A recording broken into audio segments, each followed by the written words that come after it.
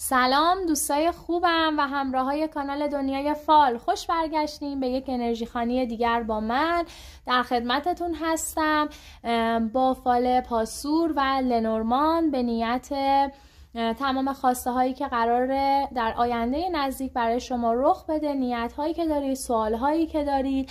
این فال مختص دوستان عزیزی هست که کانال رو سابسکرایب دارن. پس برای اینکه هم سو بشیم، هم انرژی بشیم، هم فرکانس بشیم دوستان عزیز، روی نیت ها و خواسته هاتون تمرکز و تفکر داشته باشید.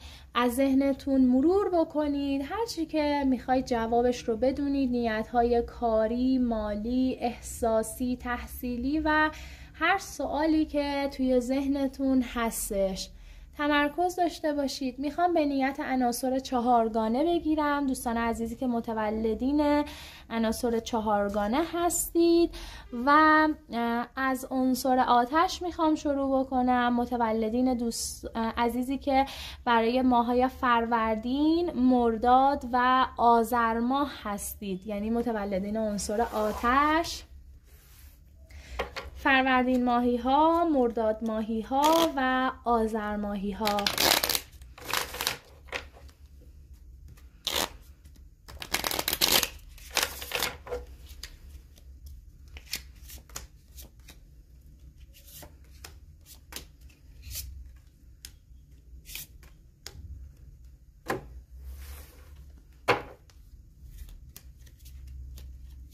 تا جایی که کارت ها جوابگو باشند من نیت های مختلف رو خدمتتون عرض میکنم.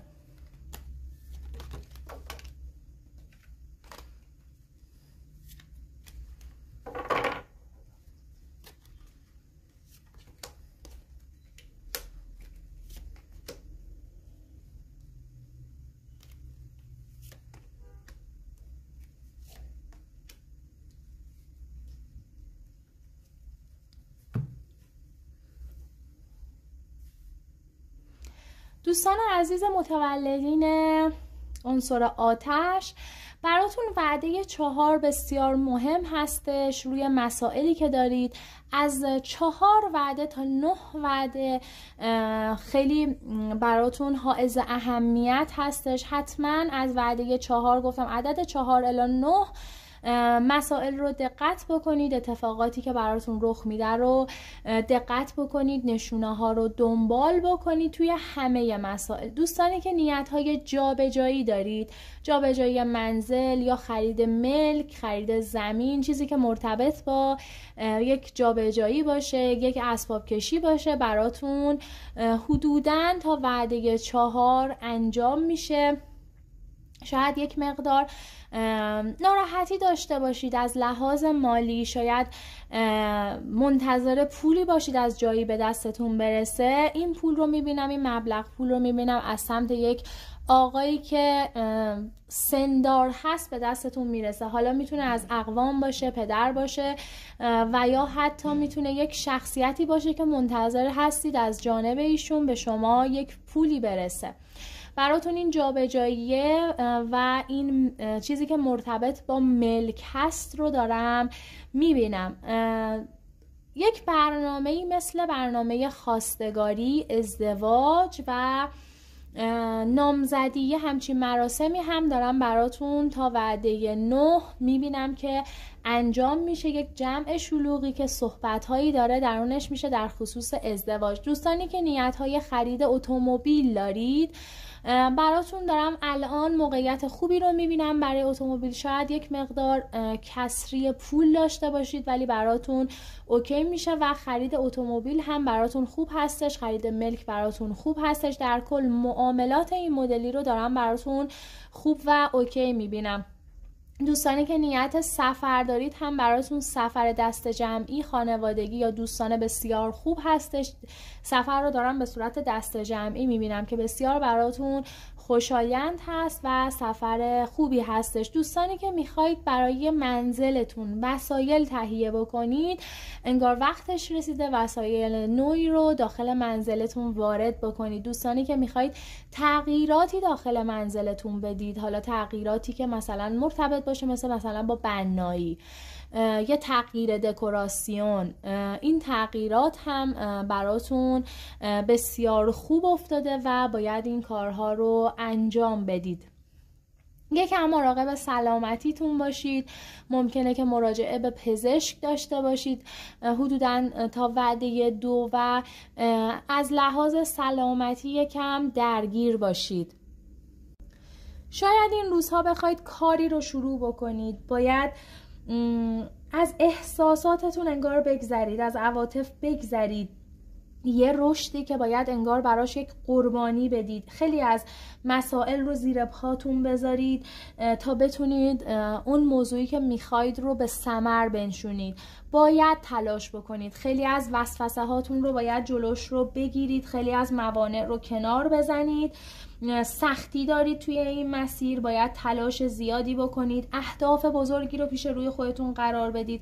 خیلی دارید خودتون رو با دیگران حتی مقایسه میکنید و شخصیت مغروری دارید. گاهی اوقات انقدر این هدف هایی که دارید تو ذهنتون زیاد میشه که به اهداف متناقضی برمیخورید، به یک مسیر متناقض برخورد میکنید که سعی بکنید برنامه ریزی درست داشته باشید. هدف هاتون رو یکی یکی جلو ببرید، یکی یکی شروع بکنید تا بتونید به اون هدف نهاییتون برسید. خیلی گفتگوها دارید این وسط انجام میدید، خیلی کارهایی رو دارید انجام میدید. حتی ممکنه که یک موضوعی رو بخواید آموزش ببینید. کلا مسائل آموزشی تحصیلی بسیار براتون خوب افتاده، به ویژه آقایون. از لحاظ کارهای شراکتی هم برای آقایون بیشتر دارم میبینم که موضوع شراکت نسبتا خوب هستش و باید قرارداد بینتون، شرایطی که بینتون هست، قوانینی که بینتون هست رو به درستی اعمال بکنید. برای خودتون یک وضع قوانینی داشته باشید تا یک چهارچوبی جلو برید که این شراکت براتون به نحو احسن انجام بشه. گاهی اوقات درگیری های فکریتون زیاد میشه، سردرگم میشید، انگار نمیدونید باید چی کار بکنید، خیلی تو فکر فرو میرید، خیلی تو گذشته ها سیر میکنید. سعی بکنید که از این درگیری های ذهنی خودتون رو بیرون بکشید، به فکر زمان حال و آینده باشید. براتون دارم اتفاقات خوبی رو در آینده میبینم. انشالله که موفقیت بسیار زیادی رو کسب بکنید در خصوص نیت هاتون، در خصوص اهدافی که دارید. روزهای خوبی در انتظارتون هست، به شرط اینکه بتونید خودتون رو بالا بکشید، دست از تلاش بر ندارید، دست از امیدتون بر ندارید و کارهاتون رو به نحو احسن انجام بدید که انشالله بهترین ها نصیبتون میشه.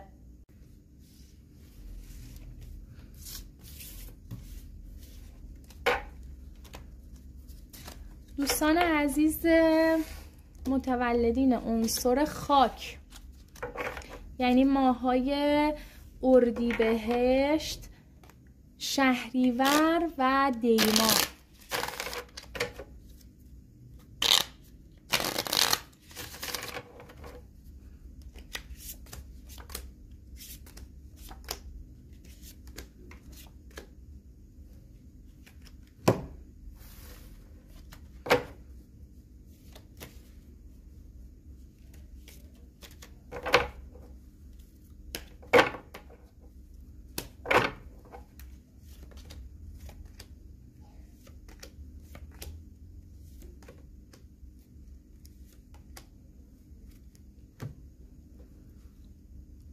دوستان عزیز متولدین عنصر خاک، در خصوص نیتتون انگار منتظر یک معجزه هستید، منتظر به دست آوردن چیزی هستید که خیلی زمان طولانی هست در پیش بودید، دنبالش بودید. ممکنه که براش تلاش زیادی کرده باشید، منتظر خبر هستید. میتونم بگم اگر منتظر تلفن، پیام و خبری هستید، براتون وعده 1 افتاده و میتونه حتی بازه زمانی فصل بهار رو برای نیتتون نشون بده. حالا هر چیزی که توی ذهنتون هستش، ممکنه یک خبر، پیام و تلفنی رو دریافت بکنید و بابت یک موضوعی، بابت شنیده هاتون ناراحت بشید، تو فکر فرو برید و واقعا ندونید باید چی کار بکنید. شاید جایی حتی دعوت بشید، به یک جمع شلوغی دعوت بشید که خیلی دلتون نمیخواد توی اون جمع شرکت بکنید، خیلی از افراد رو دوست ندارید ببینید و خیلی از موضوعات رو دوست ندارید برای دیگران مطرح بکنید. در هر صورت این تلفن و پیام براتون هستش. وعده خرداد یا اردیبهشت، تایم اردیبهشت و خرداد رو داره نشون میده. این هول و هوش زمانی ممکنه که بخواید با شخصی صحبت بکنید، یک دیدار و ملاقاتی داشته باشید که باید تصمیم گیری درستی انجام بدید در خصوص این موضوع. باید کسی انگار حمایت پولی از شما بکنه یا خانواده‌تون از لحاظ مادی و معنوی پشتتون باشن. دیداری دارید با یک دوست قدیمی، این شخص میتونه دوست قدیمیتون باشه، یک شخصیت سمت‌دار باشه. در هر صورت این دیدار و ملاقات رو دارید در جهت تصمیمات مهمی که میخواید در آینده بگیرید. اگر نیت خرید گوشی جدید، گوشی موبایل جدید، تبلت و وسایل الکترونیکی رو دارید، براتون خوب هستش. اگر با کسی قهر هستید، دلخوری دارید، مشکلی دارید، پیغام و پسخام هایی هست در جهت آشتی کردن، دیدار و ملاقات هایی رو دارید با افرادی که خیلی وقت شما رو ندیدن و شما از اونها بیخبر بودید، خیلی تو گذشته هاتون سیر میکنید. سعی کنید که از این وضعیت بیرون بیاید. برات دوستان عزیزی که میخواید رشته دانشگاهی انتخاب بکنید یا تو یک زمینه ادامه تحصیل بدید، زمینه های پزشکی، پرستاری و کلاً تجربی براتون خوب هستش. یک سری وسایل قدیمیتون رو دارید زیر و رو میکنید و تصمیم میگیرید که حالا یا جا به جاشون کنید یا بدید بره و یا اینکه مثلا بیارید رو و ازشون استفاده بکنید. این خیلی براتون خوب هستش. یک به اصطلاح خانه تکانی مفیدی دارم براتون میبینم، یک پاکسازی مفیدی براتون هستش. اگر نظر یک سفره ای رو دارید در جهت گره‌گشایی از مشکلاتتون، وقت ادا کردنش هست. و یا اگر مشکلی رو دارید، برای رسیدن به اون خواسته و هدفتون یک نظری رو انجام بدید. نظر یک سفره براتون بسیار خوب هستش در جهت رسیدن به اون حاجتتون، به اون نیتی که دارید. ممکنه که یک مذاکره و نشستی رو داشته باشید با بزرگترها، با ریش سفیدها. میتونه حالا در خصوص هر نیتی باشه و این وسط داره تصمیم گیری هایی میشه. شاید خیلی خوشایند شما نباشه، ولی من خیلی شما رو دارم در روزهای آتی تو جمع ها میبینم. انگار از این حالت انزوا ناخودآگاه بیرون میایید و باید تو یک سری جمع ها، مراسم ها شرکت بکنید، حتی اگر باب میلتون نباشه. خانوم های عزیز، من بیشتر برای شما دارم نیت های ازدواجی میبینم، براتون خواستگار هستش و اگر در حال حاضر در رابطه‌ای هستید و خیلی از سمت شما تمایل رو دارم میبینم برای ازدواج و طرف مقابلتون اقدامی نمیکنه، یک ناراحتی رو دارم این وسط براتون میبینم. یعنی هم دلتون میخواد توی اون رابطه بمونید و انگار شخصیت طرف مقابلتون رو دوست دارید و هم از این طرف دوست دارید ازدواج بکنید و شاید مثلا خانواده‌تون فشاری به شما وارد بکنن. یکم مراقب باشید، ممکنه که این حالات شما توی روابطتون تأثیر بذاره و ناراحتی هایی رو حتی توی رابطه برای شما ایجاد بکنه.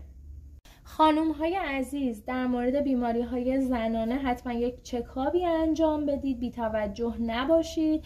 یک سری بیماری های زنانه دارم براتون میبینم که حتما احتیاج به مصرف دارو هستش، احتیاج هست که شما پیگیری های لازم رو انجام بدید. دوستانی که درد مفاصل دارید، ضعف های حرکتی دارید، باز هم مراقب باشید. هشدار براتون هستش که کلاً بیماری هاتون رو پشت گوش نندازید. برات دوستانی که نیت های معامله‌ای دارید، براتون دارم یک سری معاملات رو میبینم ولی شاید براتون شرایط سخت باشه، یه جورایی بحرانی باشه، یا مثلا بخواید اون معامله رو انجام بدید انگار وقتش نشده هنوز براتون، میگید نه هنوز شرایط برام اوکی نشده، سخت هستش و اگرم انجام بدید شاید خیلی تو مشقت بیفتید، باید تلاش بکنید. در خصوص معاملاتتون یکم براتون هشدار هست و مراقبت، مواظب باشید دوستای عزیزم. در خصوص معاملات براتون گفتم هشدار هست و اینکه مواظب باشید بیگدار به آب نزنید. شاید بخواید یک موضوعی رو، دفتر یک چیزی رو به اصطلاح ببندید، یعنی اون موضوع رو از ریشه پایان بدید، تمومش کنید و برای همیشه ببندید. حالا این موضوع میتونه راجع به هر چیزی باشه و این بسیار براتون خوب هسته. شاید واقعا یک تایمی، یک دوره‌ای رو سخت بگذرونید ولی بسیار من دارم این موضوع رو خوب میبینم توی رشد شخصیتیتون و تمام اتفاقاتی که قراره براتون بیفته. یک سری اتفاقات مثبت براتون پیش رو هستش. سعی کنید که دست از ناامیدی بردارید، انشالله که تمام ناامیدی های شما به امید تبدیل میشه. حس خوب دارم براتون میبینم. اگر از پارتنرتون جدا شدید، اگر از کارتون بیرون اومدید، مطمئن باشید تمام این موضوعات به نفعتون هستش و در آینده متوجهش میشید و اتفاقات بهتری برای شما پیش رو هستش. دوستان عزیز متولدین عنصر هوا، ماهای خرداد، مهر و بهمن ماه،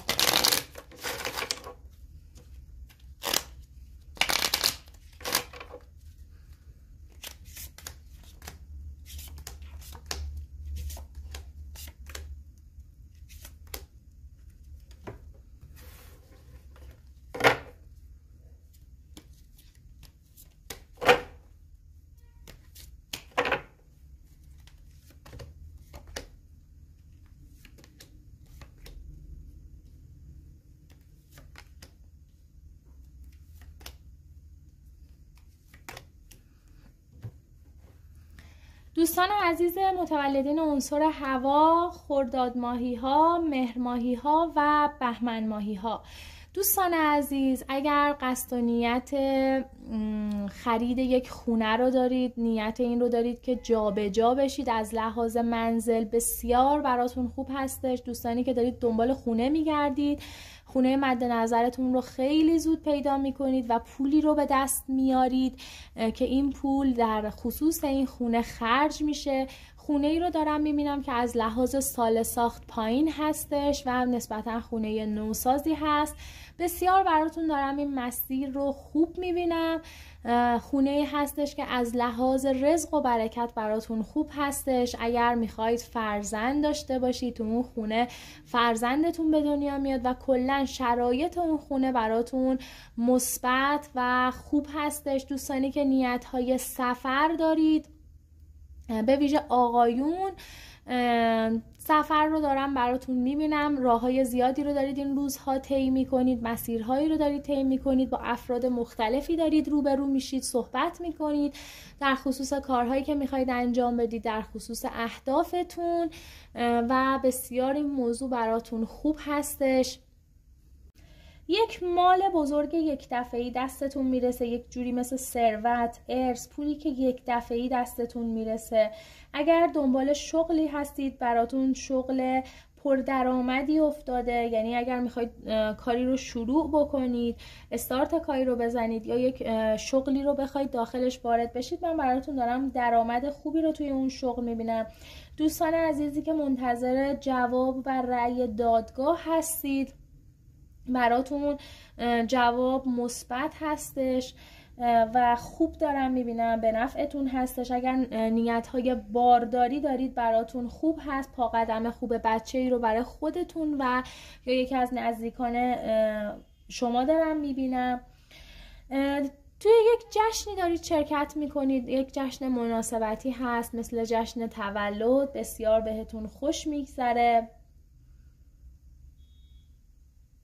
اگر نیت خرید وسایل جدید برای منزل رو دارید، این کار رو انجام میدید، وسایل بسیار خوبی وارد منزلتون میشه، انرژی های خوبی رو دارم میبینم در خصوص کارهاتون. و اگر میخواید مسابقه شرکت بکنید، اگر نیت این رو دارید که یک کاری رو پایه‌گذاری بکنید، براتون باز هم جواب مثبت و خوب هستش. خانوم های عزیز، ممکنه که توی روابط احساسی یکم دچار مشکل بشید، یک بحث و دعوایی رو داشته باشید، یک سری شکاکیت ها دارم توی رابطه براتون میبینم، خیلی گیر دادن توی رابطه هست، حالا چه از سمت شما چه از سمت پارتنرتون. براتون این خیلی گیر دادن ها رو خوب نمیبینم، مشکلاتی داره تو رابطتون به وجود میاد، حتی ممکنه که از این رابطه کنار بکشید یا حالا طرف مقابلتون، فرقی نمیکنه. در خصوص روابط احساسی کلن براتون هشدار هستش، خیلی نکته سنج هستید، خیلی زیاده از حد گیر میدید و یا حتی گاهی اوقات تو صحبتاتون حالت تهدید کردن رو دارید که براتون خوب نمیبینم. اگر ناراحتی در حیطه‌های شغلیتون براتون به وجود اومد، مراقب باشید، ممکنه شخصی زیرآبزنی شما رو بکنه، حرفهایی رو بشنوید که ناراحت بشید. سعی بکنید که اگر بیرون میرید مراقب کیفتون باشید، احتمال یک دزدی و خطر در خصوص کیفتون براتون هستش که هشدار میدم که مراقب باشید. سعی کنید که پولهاتون رو درست خرج بکنید. ممکنه که یک مالی رو از دست بدید یا یک جایی یک پولی رو از دست بدید به خاطر خرج بی‌رویتون، خرج بیجاتون و باعث بشه که توی یک سری از کارهاتون به مشکل بر بخورید. پس براتون هشداری هست در خصوص این موضوع. دوستان عزیزی که نیت‌های بیماری هم دارید، براتون دارم با رسیدگی خوب شدن رو میبینم. خیلی موضوع مهمی در خصوص بیماری براتون نیستش.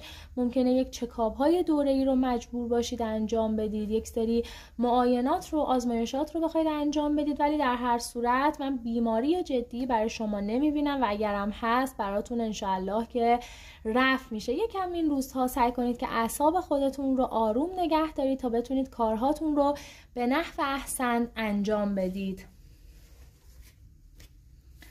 دوستان عزیز متولدین عنصر آب، یعنی ماه‌های تیر، آبان و اسفند ماهی ها،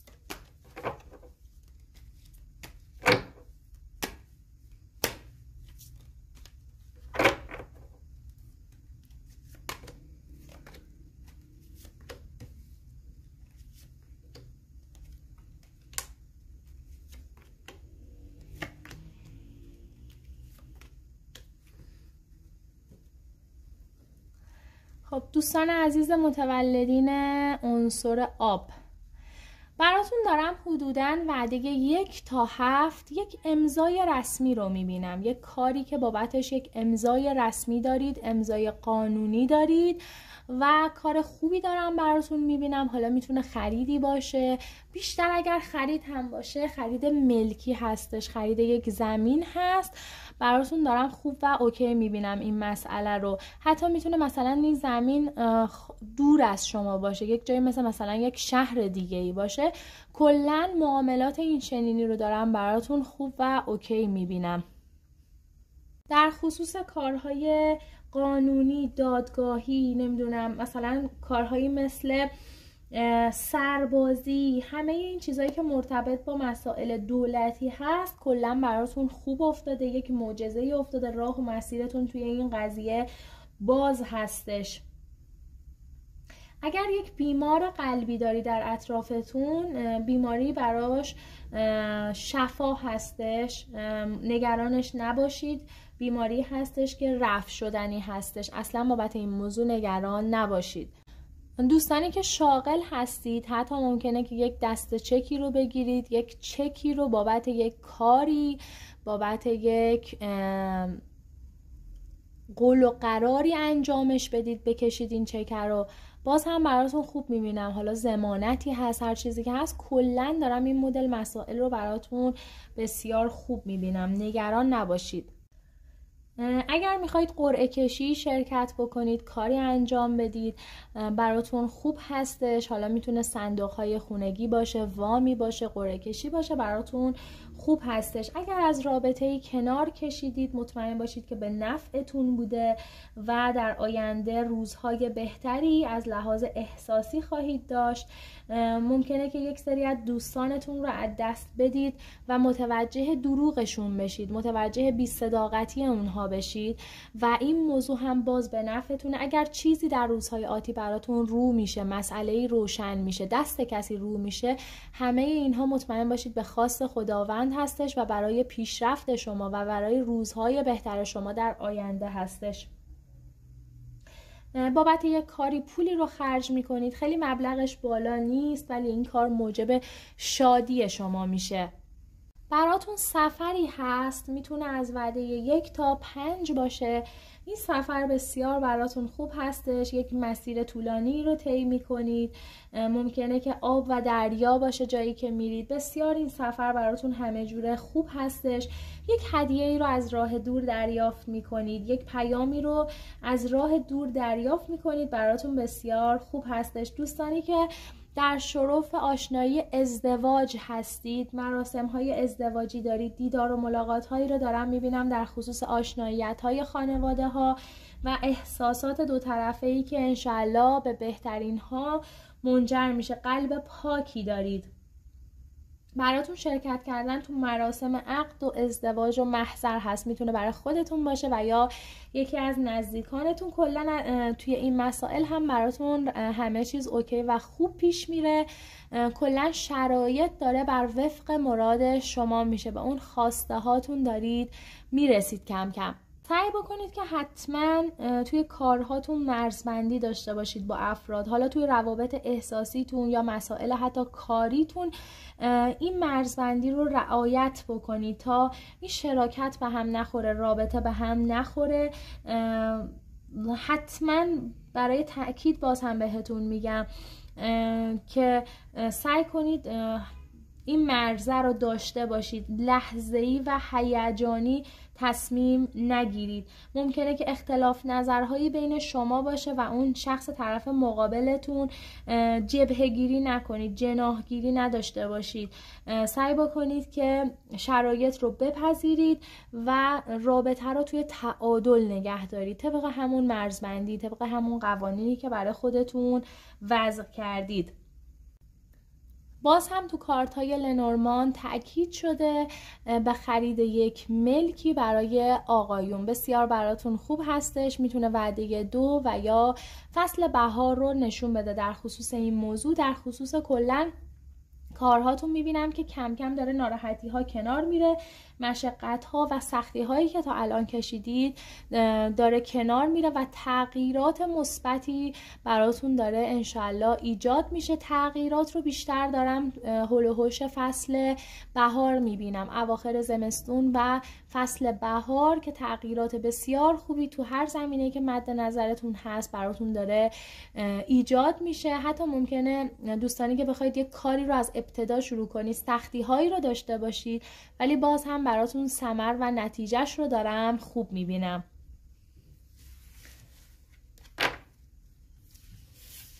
دوستای عزیزم، امیدوارم که تمام خواسته هاتون به نحو احسن انجام بشه، نیت هایی که داشتید جوابش رو گرفته باشید. خداوند یار و همراهتون.